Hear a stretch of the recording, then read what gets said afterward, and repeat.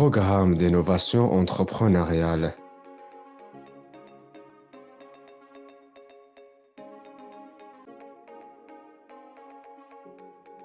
Lors de la première séance, nous avons commencé par une introduction enrichissante en faisant la connaissance de notre formateur, M. Abdelghani Koura.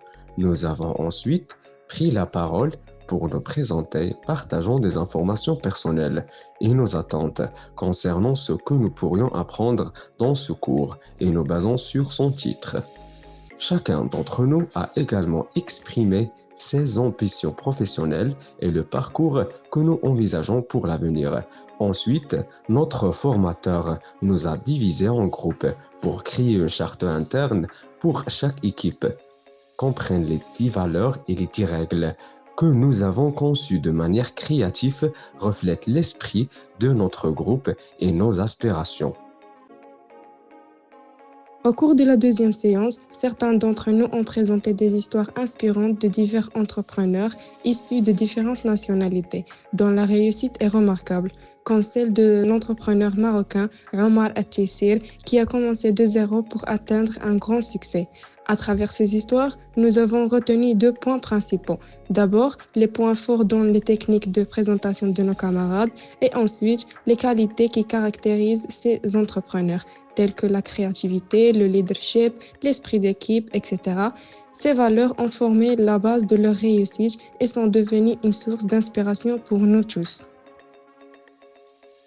Pendant la troisième séance, nous avons repris le travail en groupe dans le cadre d'une compétition où nous avons été chargés d'identifier les problèmes auxquels un futur entrepreneur pourrait faire face.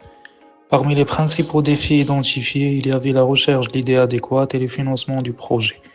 Pour l'idée, nous avons conclu qu'on pourrait l'extraire de nos compétences personnelles, en résolvant un problème spécifique ou en adaptant une idée existante avec une touche personnelle.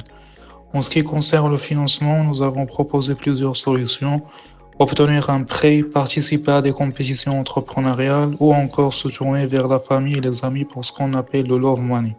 Enfin, à la fin de la séance, nous avons mis en pratique ce que nous avions appris en transformant nos aspirations en projets concrets. Durant la 4e séance, nous avons visionné des vidéos des différents entrepreneurs marocains racontant leurs histoires de réussite. Nous avons identifié une méthode commune suivie par ces entrepreneurs. D'abord, identifier un problème touchant un grand nombre de personnes. Ensuite, développer une solution mentalement, puis transformer cette solution en un prototype concret. Enfin, tester le prototype avec les consommateurs. Si les retours sont positifs, ils produisent davantage pour la vente. Si les avis sont négatifs, ils améliorent le prototype ou abandonnent l'idée pour en chercher une nouvelle.